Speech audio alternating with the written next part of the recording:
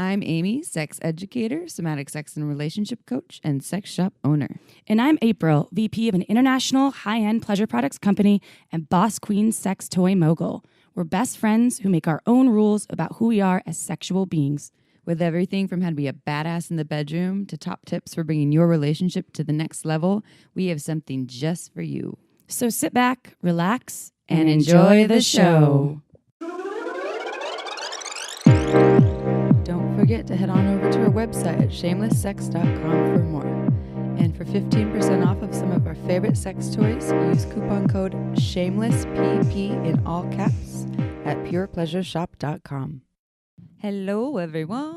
Hi, everybody. Welcome to the Shameless Sex Podcast. We're almost to episode 100, by the way. I know, that's exciting. I know. We're moving on. Someone just up. asked me that today. How many episodes do you have? Last time I checked, it was like 6. I'm like, well, you almost haven't 100. checked in a long time. I know.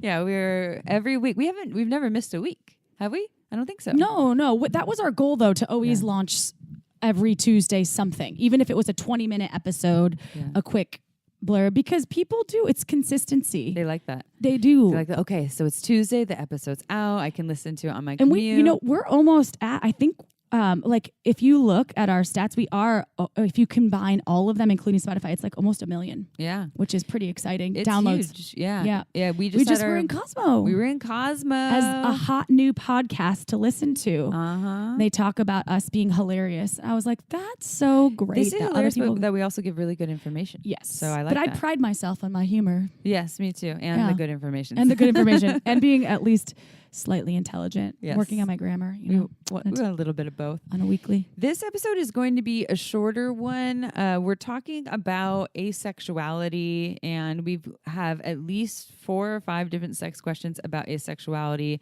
So we're going to talk about this. If you know about asexuality, I suggest listening to it still, because there's a lot of misconceptions about what asexuality is. Now, I want to also preface this as in saying that even though I'm a sex educator, I don't feel like I am expert in this realm of asexuality. I've been educated in it. I know about it. I am not asexual, and I don't feel like I've spent enough hours learning about it to say that I am an expert in this field. So I'm putting that out there first. I know some stuff. I'm going to share some stuff to highlight it, and I'd love to invite anyone who is asexual and an educator to reach out to us, because we would love to have you on our show to highlight this, because this is it's important. Yeah, and this isn't this 1 in a million experience. There's a lot of asexual folks out there, and within the realm of asexuality, it is a broad realm. There's different. I don't know if variations is the word, but I guess we could say it's on a continuum, or if there's a spectrum of asexuality. There isn't just asexual and not asexual. There's so much variety there. So we're going to go into that in a little bit, and a lot of people confuse this also with low desire, or desire leaving. Like if someone has desire and then they don't have desire all of a sudden, are they now asexual? So we'll talk about that in a second. Before we do our announcements, our workshop, which we've been talking about in the last couple of episodes, our online Wild Women Sex workshop, which is all about how to make your own rules for your sexuality, all about erotic empowerment for female identified folks, is half off this month. So go check that out. It is a online 4-video series with all kinds of home practices and all other bonuses, like our Orgasm 101 class, erotic meditations, all kinds of stuff. So go check that out. Go to shamelesssex.com and go to workshops, and it's half off for the month of February. And that's never expires. So you can access it if you can want to buy it while it's on special, and then access it in a couple of months, or during summer when you're sitting on the beach or in your yard and watching it outside. In your yard. In your yard while you're relaxing. You're sitting in your yard, you can go and watch it. Doing yard work. And you just need to have Wi-Fi to watch it. Yeah. And then we also shared this on our last podcast, but if you are in Salt Lake City, we are teaching a workshop, erotic empowerment. It's Step Into Your Power, How to Become an Erotic Superstar workshop. This is Friday, March 15th, 2019 at Blue Boutique. We love them. It's at their Sugar House store, 8:30 p.m. Go buy tickets ahead of time. We're hoping that it will sell out. You can meet us and hang out with us in person and learn all about how to be your most badass erotic self. And this is for everyone. This isn't just for female identified folks. And you get a $20 gift card just for buying a ticket to come. So you can go to blueboutique.com or Eventbrite as well. Yeah. They offer them, and $20 gift card, $25 workshop. That's kind of a good deal. It's basically $5 that you're paying for a night of us and fun and some sexy shopping. Yep. Go get it. Get it. And then we also would love to mention OMGS on every single episode because if you haven't checked it out, we highly recommend it. April just did a phone call with them, helping them with some other ideas around sexuality, and they are just the best humans ever. They really are. The cool thing about them is they really care. It's actual research-based information where they created this online video series all about sexual pleasure. The first season is all about vulva sexual pleasure, so how to have better, stronger orgasms, or how different types of orgasms with different types of stimulation. You get 62 videos. It's very educational, and they're actually doing the research with real humans. Real... Not paid actors or porn stars. It's real humans of all different various ages. And they care about helping the world. They really, really care. I have so many clients that this has helped. People who are having trouble having orgasms, are having trouble describing to their partners how to touch them. People who want to learn how to pleasure vulvas. Maybe they're having a lull within and feeling like they're feeling a lack of sexuality in general in your life. And sometimes it's just nice to open some doors and figure out what are other people doing, because porn is not an education tool. Please don't use porn as an education. It's great for entertainment. It's great for entertainment, and I think that this is actually an education-based tool that any vulva owner or vulva lover could access and enjoy. Yeah. So if you go to omgs.com/shameless-sex, you get $5 off, and then you get to watch it unlimited times. You could use that $5. Go to Blue Boutique's workshop. Boom. Oh, 2 birds, 1 stone. Hey, if you don't live in Salt Lake City, maybe get on a plane and come hang out with us at Blue Boutique. There's also a piercing shop inside the Sugar House store. Yeah. So let's talk about asexuality, and then we can talk about do some last closing details and call it a day, because I am still jet lagged. No, I can only imagine. She just got back from Sri Lanka. Hey, everyone. Okay, so asexuality. This is, again, as I said, I am not an expert in this topic, but I do have some things to share. So asexuality is referring to sexual desire, meaning folks who identify as asexual generally don't feel sexual desire or attraction to someone else. They can still masturbate. They can still feel erotic energy in their body. So that's another misconception about it. If you're asexual, you're just not sexual at all. You don't masturbate at all. There's people who are asexual who still have sex with other people. But what it's really speaking to is they don't feel that sexual attraction. It's an orientation. So you know how we have LGBTQI, others, and A, asexual. And A, and that. So it's interesting. The LGBTQI, my brain's not going to be able to explain all of them to you adequately, but they're mostly about an orientation. They're mostly about who we're sexually attracted to, except for the T, which is interesting because that's trans, right? So that's transgendered. Transgendered is not an orientation. It's a gender identity. So it's funny that we have this whole thing when there's one, all of it is mostly about orientation and attraction to who that is that we're attracted to. They even put P in there, like pansexual. Pansexual. Yeah. I know. I was just thinking that. Actually, weird that you said that. Gender queer. Right. There's well, I guess that's gender again, though. I'm talking about gender, but there's queer is the queer, Q. There's queer. The Q is queer or questioning. Yeah. So it's a very dynamic kind of umbrella. Is it acronym? Is that what you call it? It's an acronym. Mm-hmm. And so, but the T is the only one that we're not talking about that right now. But the T is the only one that's about identity. So if you think of your orientation, you say that you identify as heterosexual, that's your orientation. Or you identify as a lesbian, that is your orientation. That would be the LGBT. So that means I'm attracted to the opposite sex, or I'm attracted to the same sex, right? But then asexual, right? And then opposite, also, we wouldn't prefer to say opposite because there's not just two sexes. Right. So it would be the sex that you are attracted to is not the sex that you identify with. Yes, it's complicated. Well, we have an opposite. Sex, can gender. You say an opposite sex? It could be a different sex. I mean, at the end of the day, you can say whatever you want for yourself. If you want to say, I'm attracted to the opposite sex, go ahead, because you get to decide what your orientation is, how you describe that, and how you define that. So the asexuality is an orientation that people are identifying with, and it is a very dynamic orientation. So those were just some pieces that I really wanted to identify, is that in terms of the myths around asexuality, is that they're not sexual at all, that they don't have sex, that they don't masturbate. It's different for everyone. Some folks who identify as asexual might not masturbate. They might not have sex with other people, and they may still do those things too. I've listened to a number of podcasts of people who were asexual that were speaking to their experience. And some of them had actually had sex with other people. They had all kinds of sex, oral sex or penetrative sex. And while they were saying for their experiences, some of them they say it's all right. I just don't necessarily feel a lot in terms of that sexual attraction. So think of when you're walking down the street, you see someone that you're really attracted to, and you feel sexual attraction to them. Like, oh, wow, they're super attractive. I would love to be intimate with them. I would love to share energy with them and touch them. An asexual person might not really feel that. That's something that a lot of asexual folks have described as this missing experience. They hear about the feeling of sexual attraction, and they either most likely have never felt it or maybe have felt it a little bit, but they don't really feel it very often or much.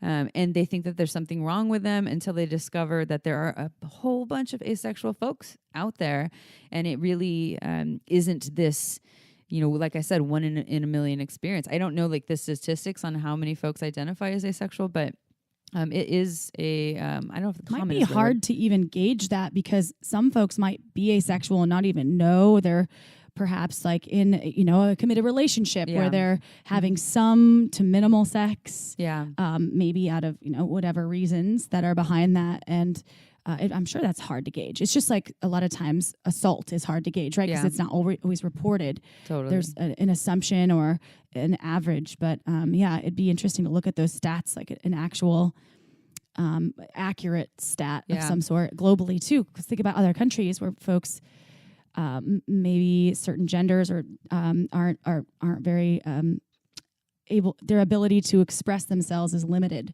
in general. In right? other cultures. In other cultures. And they don't even know about asexuality. And there's no openness to even, LGBTQ doesn't exist in a lot of countries. Yeah. Yeah. It does, but I'm saying it's not recognized as something. It's different per culture. It's different per time, of course. Right. And I think asexuality is really came into the light as an actual orientation or experience for people. And experience is the wrong word. It's not just this thing that they choose, right? People don't just wake up one day and they're just like they don't wake up one day and say, hey, I'm going to be gay today, and yes, there is sometimes when we do make a choice about the people that we want to play with. And generally speaking, there's something deep inside of us that is driving that. So for most asexual folks, they're not choosing this. This is an actual part of them. Right. I think that a lot of folks, they refer to it as kind of like the invisible orientation, because it isn't something that is widely talked about, and it's asexual, right? There's not a whole bunch of sexual expression around it, but I really want to highlight that because I think a lot of folks who are asexual feel like there's something wrong with them or that they are invisible. Now, within the realm of asexuality, there's also aromantic, demisexual. Mm-hmm. Right. So aromantic is people who identify as folks who don't feel romantic attraction to people. They might want to still have sex with people, but they're not into the deep connection, romantic relationship building thing. And it goes beyond not into. They literally just don't really have it in them. And it's like monogamish, semi-sexual-ish. Yes. It's there's so many variations. The spectrum, right? Yes, and then there's demisexual is actually a really common is actually a really common, I keep using the word experience, but it's really common. It speaks to how a lot of folks they don't feel sexual attraction until they've built some sort of foundational relationship with someone, some deep connection. So they don't walk around and see, ooh, sexy person that I want to be intimate with. Attracted to them. They don't have that. You know, they see, oh, interesting person. And now that I'm talking to you and getting to know you, and wow, feels like there's a connection here, and I feel safe here or seen or something. Oh, there's sexual attraction. So it's just these different ways of experiencing sexual attraction, and some of them being really common. And there's more variations too. I'm not going to go too deep into these, but what I wanted to say specifically, because we've received a number of emails about asexuality. One, we have received emails from people saying, my wife isn't that sexual. I think that she could care less about sex. If we never had sex, she would be perfectly fine. Is she asexual? My answer to that would be, was there one sexual desire there in her life? Did she used to experience sexual attraction? Was that an important thing to her, or a common experience for her? And has that just shifted? If that's just shifted, most likely I don't think that she would be considered asexual unless she wants to call herself that. She totally can. Everyone gets their own labels. But most likely that's just libido changing in long-term relationship or with age or whatever that is. And we talk about stress, all of those. And we talk about this all the time on the podcast. This is what Wednesday Martin talks about in her book, Untrue. She's been on our podcast. This is what Esther Perel talks about in Mating in Captivity, about how in long-term relationships, when we start to habituate to our partners, it's really common for libido and desire to change, especially for women. In fact, what Wednesday Martin is saying in her book, the research is saying that that women, actually female body folks, might actually desire more newness and variety than male bodied folks over long-term relationships. So after 4 or 5 years, they might actually get more bored with sex, more so than where male body folks can be okay with just the sex part. They're like less interested in keeping things new and creative and spontaneous. And so this is a really common experience for female body folks, for that to change, and for a lot of folks in long-term relationships. So that's just one thing to consider. If there was once sexual attraction in this person where they were able to feel that charge, that libido, and that's just shifted, most likely probably not an asexual person. They probably have just shifted because they're in a long-term relationship, and there's ways to work with that should they want to. Again, like the common experience for a lot of asexual people is this has been going on for their whole lives, right? This is their whole life. They haven't really felt that sexual attraction for another that a lot of other people describe. So that's one question that we've received from a number of people asking about those. Is there something wrong with me? Is there something wrong with my partner? Is this normal? And actually, another thing people ask, is it a real thing? Have you seen those emails? We've had at least 2 emails. Right. Do you think asexual is a real thing? It's real. It's a real thing. Totally. A lot of people are identifying with that. And this is just what I have to say is if anyone is identifying with something as their sexual experience, it's real. This is the same problem with female ejaculation.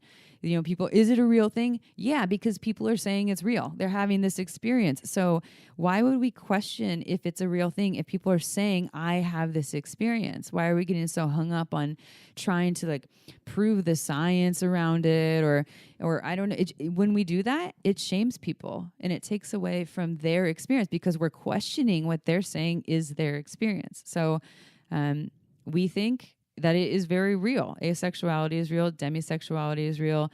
Everyone gets to have their own personal experiences, and it is not up to us to question their orientation or their identity. Have you had any questions, April, from people that have talked about asexuality? Or do you know any asexual folks? I actually don't think that I can think of anyone that is asexual. Possibly my father, actually, now that I think about it. Did he say he's asexual? No, he wouldn't have the first clue about that. I could break it down for him, though. Yeah. Because, Yeah, he I think, but I don't think so. I mean, I think that he was a sexual being at some point of his life. I think his T just got lowered. But testosterone goes down, but that doesn't mean someone's asexual. Asexual, it isn't related. It isn't just like, oh, your hormones change, so now you're asexual. It's completely different it's a whole different thing. And again, this is why we need to have someone on here who really specializes in this topic, because it is so dynamic. Well, I'm sure the amount of people out there that are asexual would even increase if they knew, number one, that asexuality was a legitimate real thing, and number two, if they could kind of identify with the fact that, because sex is a huge thing. It's in our media. It's talked about amongst your friend groups. It's a huge thing. And I mean, hence the reason we have this sexuality podcast that, is growing so much, because it's a point of interest. And some folks just might not know that they are asexual. They're like, oh, I've always had this thing and I didn't know. I'm sure 100 years ago or 200 years ago, whenever, when people were attracted to, I'm a female-bodied individual attracted to another female-bodied individual, thinking that was so wrong and not accepted. Everyone talks about this experience of being attracted to male-bodied people, but I'm not. What's wrong with me? And it's like, I think the same thing, and it's only in the last probably 10 to 15 to 20 years that we've even been able to identify with this stuff. So it is real, and I think the more information that's available out there, the more. We just remember when we had a conversation with Wednesday Martin about the clitoral the clitoris, and like the amount of clitoral tissue is actually only about, it's like the tip of the iceberg, and it goes, and that was only about since 2008 or 9. So like the last 10 years is something of female bodies being able to be discovered as this vast network of so much more than what you can see. So just like in sexuality, there's more people on the planet than ever before, right? We've talked about that. So there's more ability to do research, and there's more of everything that's surfacing. So, and one thing she says, and that's funny, she's like, we've been able to get people to the moon, and we've been able to map the whole like DNA double helix structure, and we just learned that the clitoris is more than the little nub, that there's like a whole legs and a whole system there. Do you know, I just heard too, do you know that this is a little morbid, but it's really interesting. I just heard this yesterday, and I was like, I want to tell Amy. And maybe you did know this, but I didn't. And so maybe some of the listeners didn't know. But did you know that after a male-bodied individual dies, you can still extract their sperm for like the next, I think it's like 10 hours. You can still get sperm out of them and freeze it and use it. Interesting. I was like, where did you learn that? Actually, my partner's daughter knew because someone did that she knew. And she was just saying they just had a baby. Her partner passed away. Her husband died. And she extracted this. She was died in a surfing accident. And she extracted the DNA, or I'm sorry, not the DNA. She extracted the sperm, and then they were able to have a baby. The chances of you having the child are very small. I think there's like a 5 to 10% chance, but they can extract the sperm, freeze it, and then you can. It's in vitro. It becomes in vitro at that point, right? But you can still utilize. Interesting.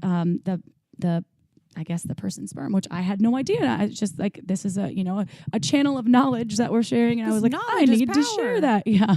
I wonder read this one. So this is a kind of a testimonial slash sex question from someone who is identifying as asexual, and it's titled Asexual Guilt. So I just want to read this because it can highlight more of the personal experience from folks. So this person will keep anonymous. They said, I just discovered your podcast a couple hours ago, and I'm bracing myself for a binge. Thank you. We love that. We hear that all the time. People like, I listened to like 8 episodes in one day. I hear your voice in my sleep. I'm like, oh, God. So I love the way you weave sexual awareness with psychology and communication, and I've already gotten so much useful information just from your first 2 episodes. So thank you for that. I just finished episode 2, and you were talking about the sexual themes, and I recognize my own, which is being taken care of, and my husband's, which is being desired or used for pleasure. I learned these right away. Here's my dilemma. I'm asexual. Being sexy or identifying things I find sexy is really difficult for me. Because of this, he says he feels unwanted and unattractive and has very low self-esteem. Then it cycles back to my low self-esteem and I feel broken or useless. He always fervently disagrees if I ever say that out loud, and I know that he doesn't believe that at all, but I just can't help but feel that way. Do you have any tips on how I could try to break this cycle? We have tried finding him another outlet for sex since I know I can't keep up with him. Lol. We have tried swinging. We've tried finding him FWB. What is FWB again? FWB? What's that? FW. A friend with friends with benefits. Oh, friends with benefits. FWB. I thought you said V. Oh, B. Oh, yes. Yeah. I was like, I have no idea. I had no idea. Yeah, FWB, but we haven't had much luck in those regards. Okay, so this is an experience with someone who is asexual. They say being sexy or identifying things they find sexy is very difficult for them. So in this, you're hearing, they're not saying that it's not available at all. It's just really, really hard for them. So this is an example of someone who is describing themselves as asexual. They're not saying that I don't feel it at all, but it's very challenging for them. And there are plenty of asexual people who say they just don't feel that at all. And so this is also an example of how there are asexual folks who are still in marriages, in partnerships, who are still having sex. And yet the sexual attraction piece is difficult for them. And this is also exceptionally difficult if you are someone who identifies as asexual and you're in a partnership with someone who does not. And so you're trying to figure out how to work with this person. And this is when I've heard of asexual people, they have arrangements where they still have sex with their partner. The sex is very much for their partner. And yes, it might be missing some elements because if you don't feel sexual attraction, you probably don't want to fake it. Your partner's going to pick up on that. It's not going to feel that good for you. So you find some more kind of mechanical ways of being or ways. Toys. Toys, things to say. I like all these things that this person has tried. They've tried finding other outlets for sex. They've tried swinging. They've tried finding friends with benefits. And it's hard in that way. The cycle they're talking about is, to me, is speaking to obviously to the shame that's there. It's this cycle of, I don't show up in this way that makes my partner feel super wanted and desired. So then they feel away and then I feel away and then it keeps on going. And so the way to end cycles is to find where's the beginning part of the cycle. Where's the problem? I'm doing my little quote things here. Where is it actually beginning? And it's beginning at this point where this experience is already shameful instead of it being embraced as, okay, here we are. I'm asexual and you're not. And I want to be with you because I care about you. And this isn't about you. And this isn't about you. And you have needs. So let's meet those needs. And maybe we continue to have sex. And maybe I don't show up in a way that makes you feel really wanted and desired, but this is all we have to work with. So it sounds to me the cycle or the issue is the pressure or the resistance to what is actually true. And that they're actually working against what is true instead of working with what is here. And so I think that the remedy here is to really work with what is present. What do you have here that is actually present in this relationship? And all you can do is work with that, right? Instead of going through this whole cycle of trying to be something that you're not, or having your partner making it personal about them. So my advice here for this person, have you two worked with a therapist, a sex therapist, a sex and relationship coach? Because for all the times that you can tell your partner it's not about you, this is me and how I identify and how I feel, and this isn't a personal thing for you. And they might not be able to hear you until you actually sit down with someone who's a professional that can really say that or get that through in a way that really actually speaks to them. So that's my advice for this. It sounds like they're trying all the things, swinging and having maybe an open relationship or whatever that is. But it seems like there's some stuff that needs to happen before that. And that's working with the shame and working with the stories of what we should and shouldn't be. And instead working with really what is present here and then doing that work with a professional so that resentment and stories aren't continued to be built over time. I think that's good advice. Yeah. Thanks, Chip. Good job. And they tie asexual guilt. It's a hard, really hard experience for a lot of folks because it's this invisible orientation that people are questioning. Every time we say, "Is it real? Is this a real thing?"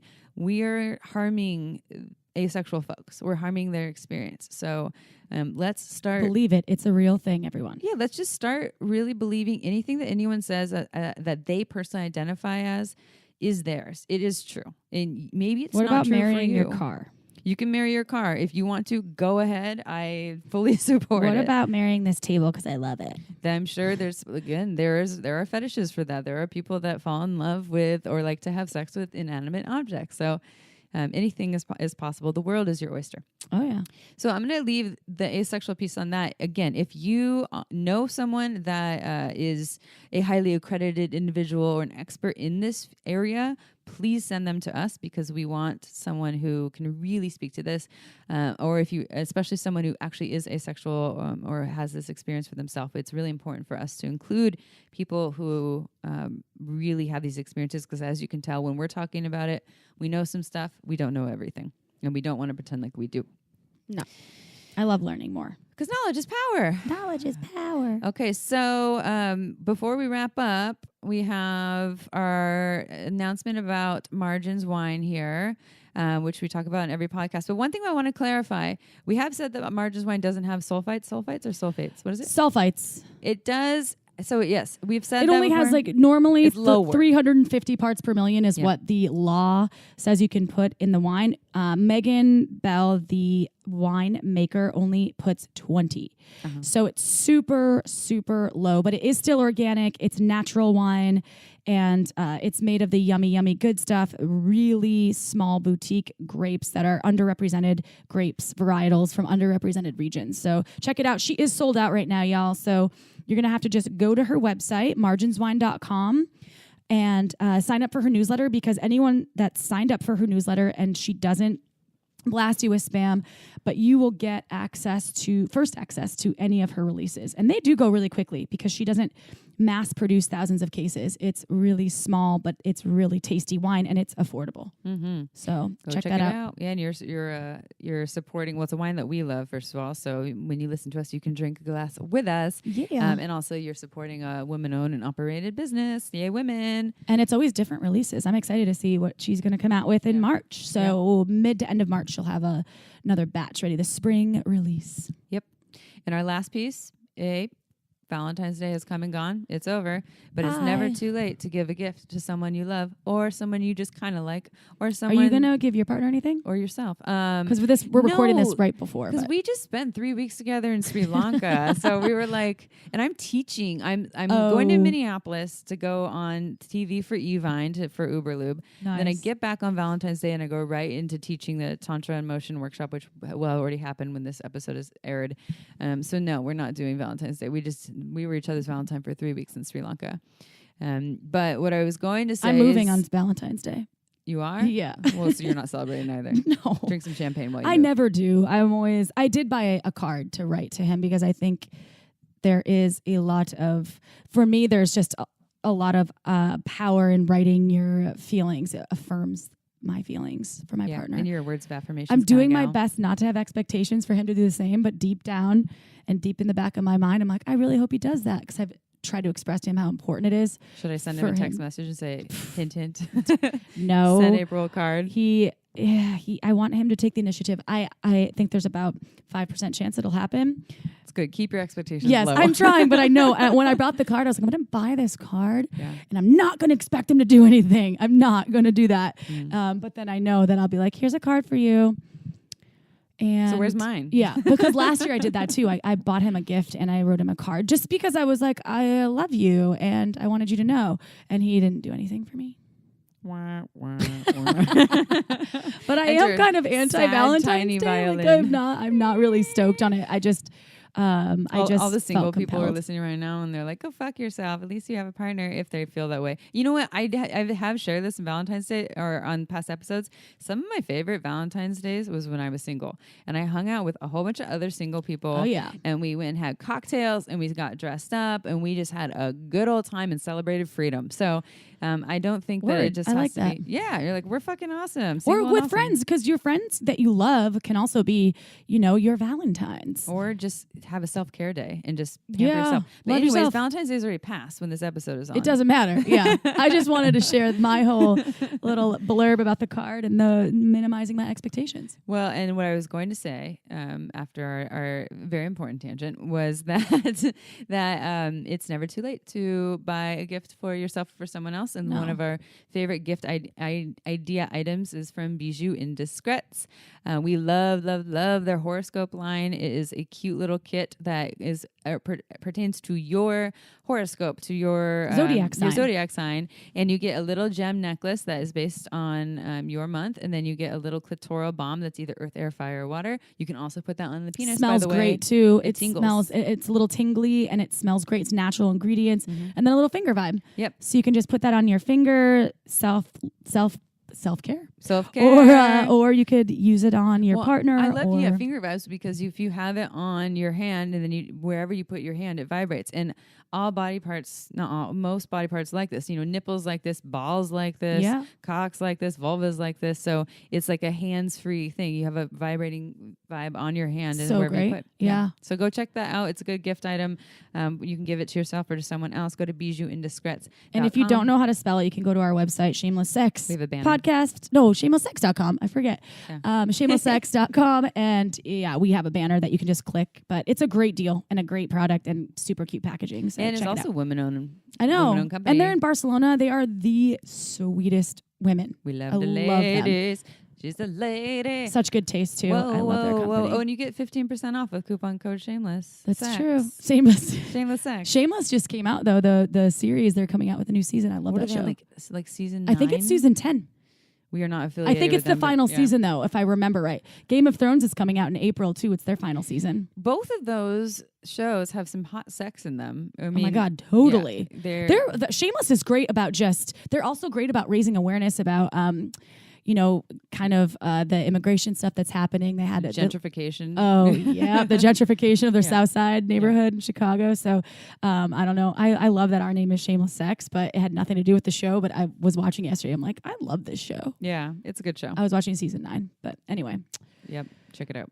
Check it out. All right. Well, I do want to just say though, we have some really cool upcoming guests. It'll be a surprise. God, we have so many good guests. We have so many good guests. So get excited. We're going to bring you some New York Times bestselling authors, a wealth of information, just some really cool things that are in the mix, in the works for you and I. And couldn't be more excited. And check out Cosmo February issue. We were listed as the hot new podcast to listen to. We didn't even try. They just found us. They said we were hilarious and informative. Dun, dun, dun. That's it. Now you don't have to buy the magazine because we just told you what it said. Like one sentence. It was a sentence, but it's a big deal for us. We're like, wow, it is Cosmo Print. I mean, it was cool. Yeah, it's kind of a big deal. We're growing. We're constantly growing. I'm so Getting proud. so big. Chip, I love you so much. I love you. We're both wearing Patagonia jackets. It's freezing in this house. It's cold. It's my last few days in it, so say goodbye. On your way out, house. say goodbye to the house. Yeah, and this is just one last thing, everyone. When April moves, we are going to have a dedicated office space. Instead of recording in her kitchen, we will now be recording from an actual office space studio. So we'll be doing more video, which will be on YouTube. Yeah, which we still need to create. Right now, it's all we need on Pure Pleasure, but we'll do our own YouTube channel. Yeah, it's time. We're just doing it. 2019 is our year, Chip. We're doing it. It's the year of the pig, and it's the year of shameless sex. Oh yeah! By the way, I'm the year of the pig. But I was just in the airport. Were you born the year of the pig? No, I think I'm ox. Oh, okay. But all the airports. You didn't understand why there are pigs everywhere. Everywhere in the everywhere in the airport in Singapore, and everywhere there was like even a guy in You're like they really like pigs over here. Pig costume. I was like, what the fuck is going on? And like, oh yeah, they're celebrating the year of the pig because it's Chinese New Year. It's Chinese New Year. Yeah. Last year was Year of the Dog. That was the year I was born in Year of the Dog, and they say in Chinese culture that the year, if it is the same year animal that you were born in, it's a tough year for you. And last year was a year of growth and change for me. But this year, the pig and the dog are very compatible, and this is supposed to be a very, fortunate year for me. So, well, good. Put it thing out there. I'm not eating pork this year. Oh, well, there you go. I'm still eating some pork belly and things. But there you go. You got to get off the kimchi, girl. I love that kimchi. She loves Korean food. All right, everyone. We've been babbling. I'm still jet lagged, so I'm going to use it as an excuse for the babble. And I think That's all we have to say. All but but like April said, we have some really great episodes coming up. Midori is coming on our show. Yeah. No, let's not let them know exactly who. It's supposed to be a surprise. They got to tune in. Well, I have to take a poll though for Midori. Okay. That's why I'm saying just that. Kidding. Because Midori, if you don't know, she's a really phenomenal sex educator. Oh, yeah, she's incredible. Awesome. She wrote the book, The Art of Japanese Bondage, but she teaches all topics. Anything that you want to know about sexuality, she teaches. So she wanted us to take a poll from our listeners to see what you want her to talk about. If you have specific requests, please email us at shamelesssexpodcast@gmail.com. And in the titles, just write Midori, Midori, so that we know that you're speaking to what you want her to talk about. So let us know what you want to hear from her, and she will pertain that. Is that the right way to say that? Pertain the topic to, or the podcast she will, to what you want. Yeah, she'll make the subject matter what the masses want to hear about. She is really great. She's a great teacher. Yep. All right, y'all. If you haven't done so, give us a 5-star rating on iTunes. It just helps get the word out about Shameless Sex. It helps people find us when they search for us in iTunes, when they search for a sex podcast, so we can come up and share our information with all the people all over the world. And hopefully they enjoy it as much as you do. So thank you for being part of our Shameless Sex revolution. We love you all. Ciao for now. Don't forget to head on over to our website at shamelesssex.com for more. And for 15% off of some of our favorite sex toys, use coupon code SHAMELESSPP in all caps at purepleasureshop.com.